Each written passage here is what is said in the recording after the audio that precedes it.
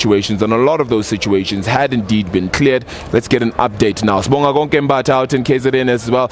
Just share just how the situation is looking in your part of KZN. A very good afternoon, Arabile. Actually, we are just witnessing a recovery of some of the delays that were experienced by various voting stations, especially on the south of Durban, the south coast, as well as central parts of Durban. Right now, we're coming to you live from Ntuzuma A Hall, which is north of Durban, which also experienced some delays. So what happened here earlier this morning, when the voters were coming in to start to cast their vote in the morning, they had to wait because apparently the ballot papers that were delivered were short.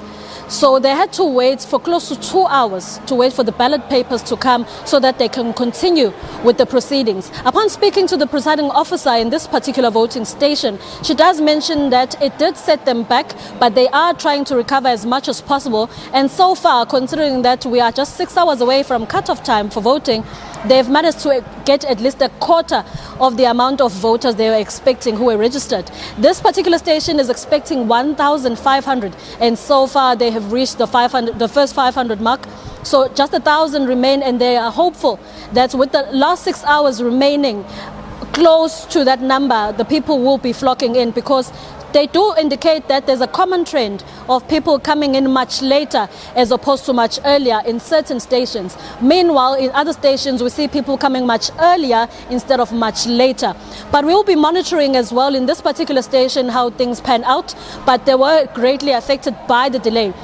Speaking of delays, some stations were not just delayed, but were not opened. So the police had to intervene. In areas like Mbumbulu, in areas far south, we are hearing reports that some stations were actually closed. And some frustrated voters were saying that we have woken up in the morning only to find that these designated areas are closed. And there's no one to give us a reason as to what's happening. We will remember, Arabile, that KwaZulu-Natal in the recent weeks has been plagued by various protests, specifically in these areas that are encountering these problems. If we pay careful attention, in Mbumbulu, in the past 2 weeks, we covered a number of protest actions by community members for various issues. It was an indication, because even then they were threatening to boycott elections. So what is happening today is just a pan out of all their frustrations and them fulfilling the promise that they kept on making, saying that they are very angry and frustrated at government for various service delivery issues. They have been waiting for a long time,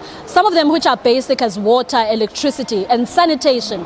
So they had vowed actually and said, we are not going to go to the polls, and if we do not vote, no one will vote. So this is the situation that we keep monitoring in and around these areas. These are the same areas. Ntuzuma is one of 3 connected areas, which is Ntuzuma, KwaMashu, as well as Lindelani.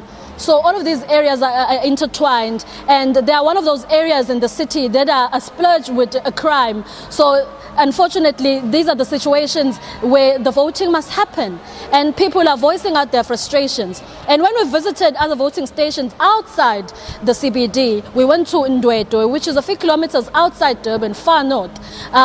What we saw there was how the illiterate and elderly were having challenges when it comes to casting their ballots. Many of them were not even familiar with some of the parties in the ballot, and they had to be assisted by IEC personnel. And some of them could not even read out the name. Some of them were not even sure who to vote for. And some of them did not know how to barely fold the ballot paper once they're done and where to put it.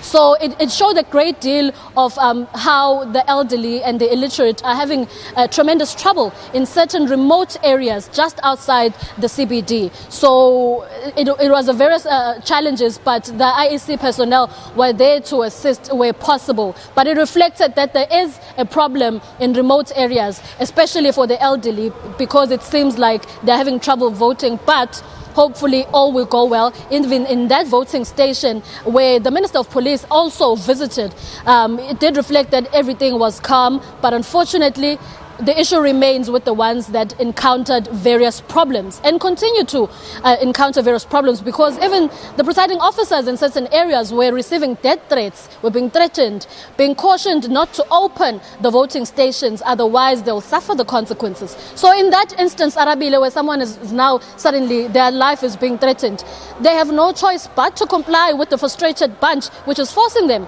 not to open. So that's where the police intervene. But the minister, speaking to him earlier on, he did assure us that KwaZulu-Natal is one of 2 provinces that were identified to have many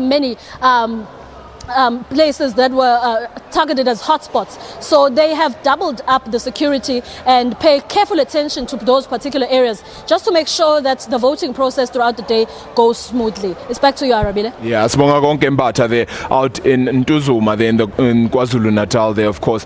As she says, a recovery in some scenarios when it comes to just the voting process, people being able to vote in the places that aren't necessarily in suburbia or heavily residential areas, of course, in situations where rural South Africa needs to be a little bit more acquainted with regards to the voting procession and the voting process itself. Hopefully, IEC staff are certainly out there trying to do their best to help, of course. It has been